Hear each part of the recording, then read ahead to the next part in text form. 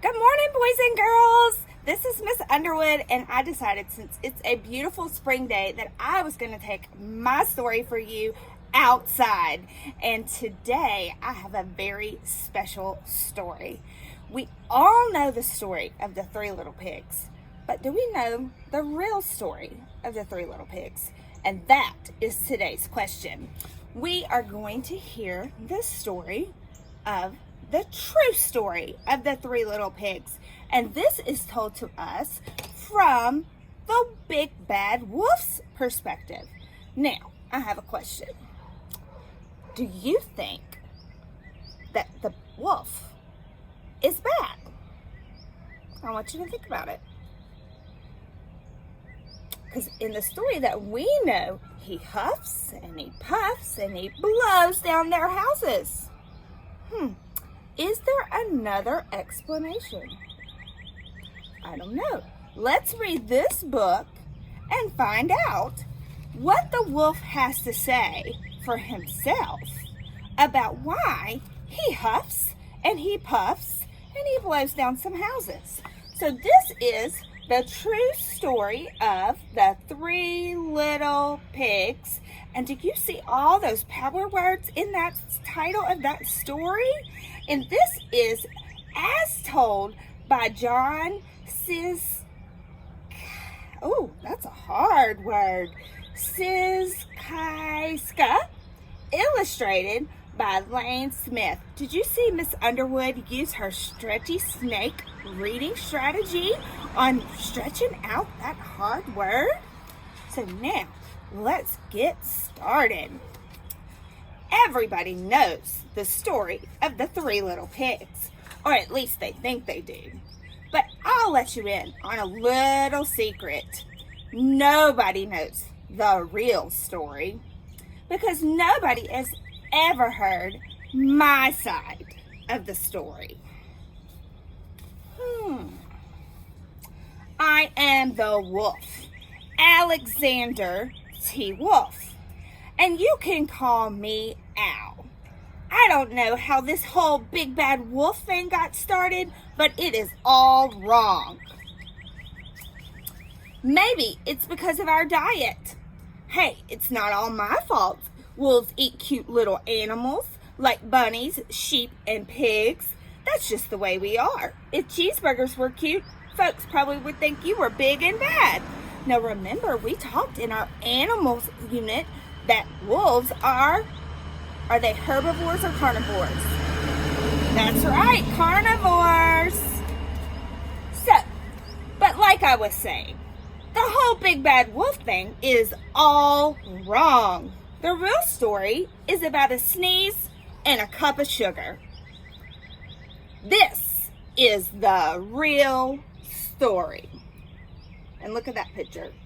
I think he's about to tell us what really happened. Way back in once upon a time, I was making a birthday cake for my dear old granny, and I had a terrible sneezing cough, and I ran out of sugar. And there he is baking. But look what he's baking. Look what's in that. Look what's in that cake. What is that?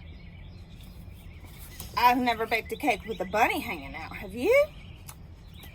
So I walked down the street to ask my neighbor for a cup of sugar. Now this neighbor was a pig, and he wasn't too bright either. He had built his whole house out of straw. Can you believe it? I mean, who in his right mind would build a house out of straw? And there he is with his cup, and he's just walking down. So, of course, the minute I knocked on the door, it fell right in. I didn't want to just walk in to someone else's house. So I called, little pig, are you in? And there was no answer. And I was just about to go home without the cup of sugar for my dear old granny's cake. That's when my nose started to itch, and I felt a sneeze coming. Well, I huffed, and I snuffed, Oh, wait, I forgot to tell you. Share the pictures. I know you want to see this. So he huffed and he puffed and I just sneezed, a great giant sneeze.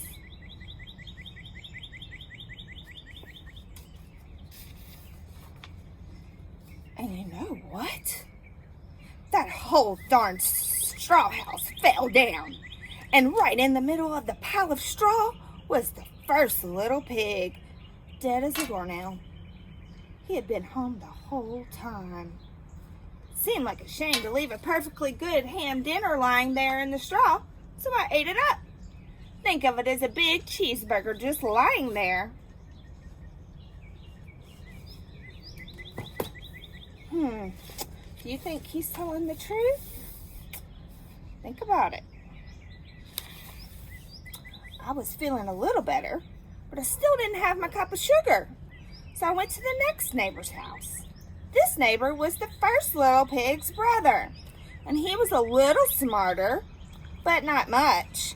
He had built his house out of sticks. And I rang the doorbell to the stick house, and nobody answered. And I called, "Mr. Pig, Mr. Pig, are you in?" And he yelled back, "Go away, Wolf! You can't come in, I'm shaving. The hair's on my chinny chin chin."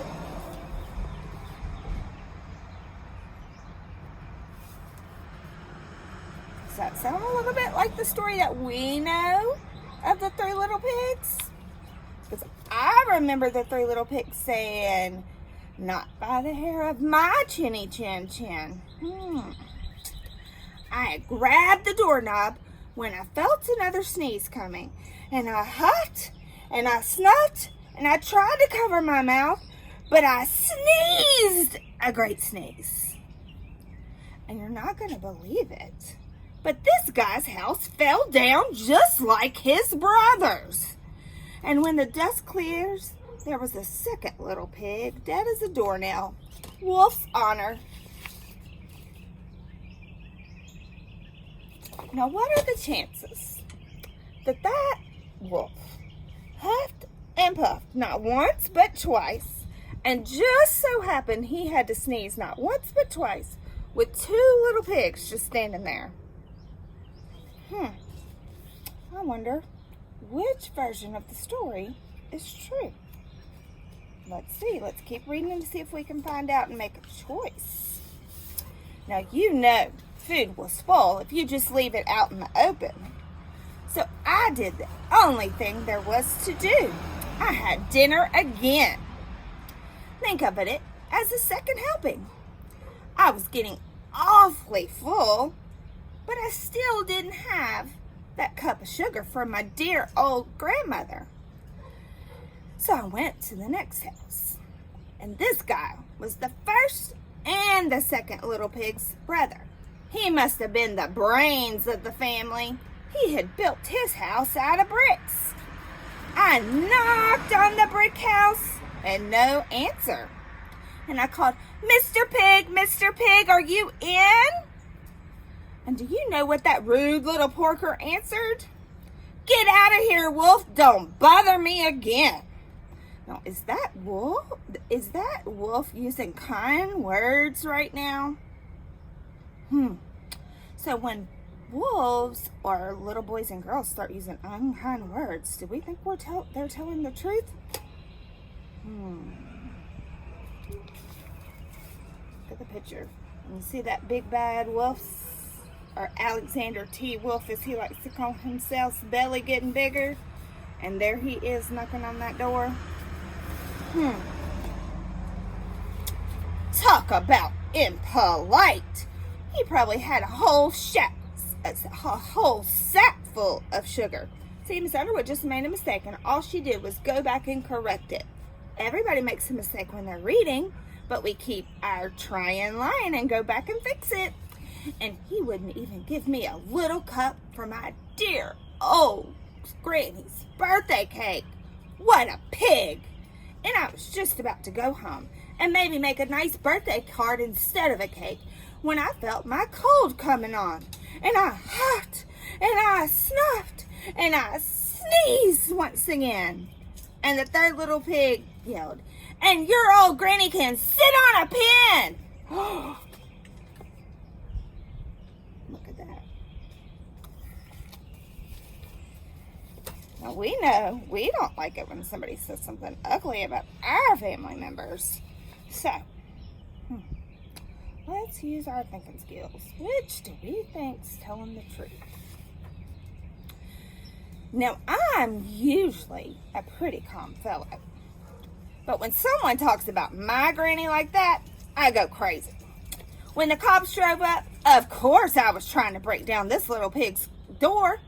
And the whole time I was huffing and puffing and sneezing and making a real scene.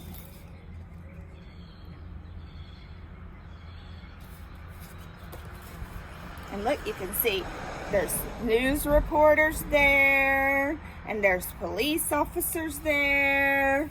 Oh, and look at the wolf making the scene, and there's a fire coming out of the chimney. The rest, as they say, is history. The bad wolf. The news reporters found out about the 2 pigs I had for dinner, and they figured a sick guy going to borrow a cup of sugar didn't sound very exciting. So they jazzed up the story with all that huff and puff and blow your house down, and they made me the big bad wolf. That's it, the real story. I was framed.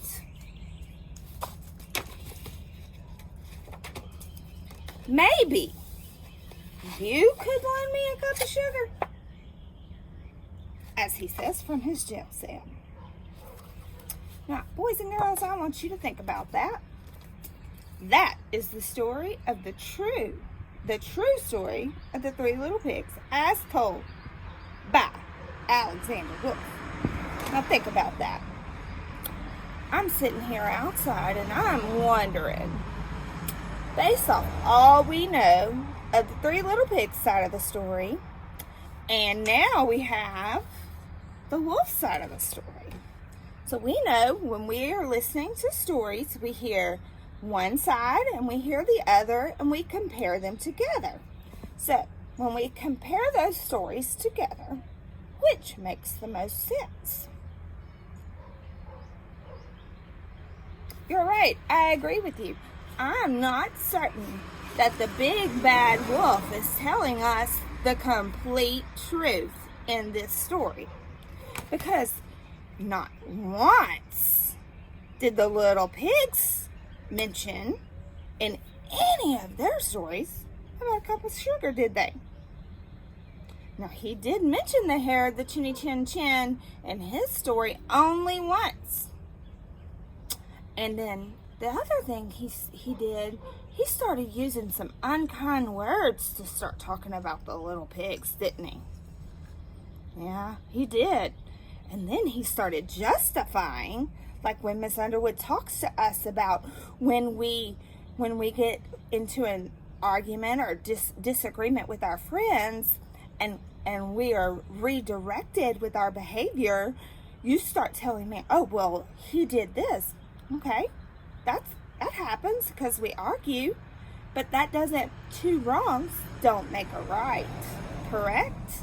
So, I think that maybe the truth between the story of the 3 little pigs and the true story of the 3 little pigs might be somewhere in the middle, because we always know when there's more than one person involved in a story, there's their side and this person's side, and then something in the middle is what happened. So I think using our reasoning skills that we have learned so well in 1st grade, that we might have come to the conclusion that maybe the big bad wolf's not telling us the whole truth. And maybe that's why he's in jail. I am so glad that you tuned in this morning for our morning story. And I am so glad that while you are at home, we can still continue our story hours. Now, you know Miss Underwood loves you from the tops of your head to the bottom of your feet, and I cannot wait until this evening when we get to do another virtual hug. So right now, I didn't get my virtual hug this morning, so I want it now. So let's go. Ready? Hug me tight. Oh, that felt so good. For those of you that love to give me high fives, double high fives today. And this evening, we are going to have a lot of fun with our story. And I have a special surprise for you. We have a special guest listening into our story, and there'll be more about that later on our YouTube channel. I am so glad that you have tuned in, boys and girls, and I can't wait until we talk later.